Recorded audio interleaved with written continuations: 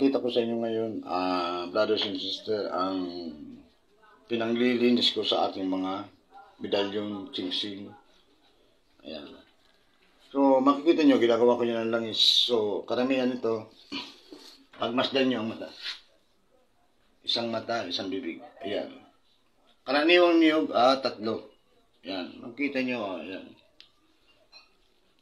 So, lahat po yan, isang mata, isang bibig. Ayan.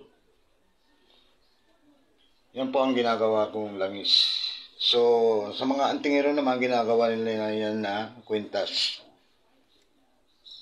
So, sa loob, nalagyan na lang ng kasangkapan tulad ng sinukuan at kung ano-ano pa.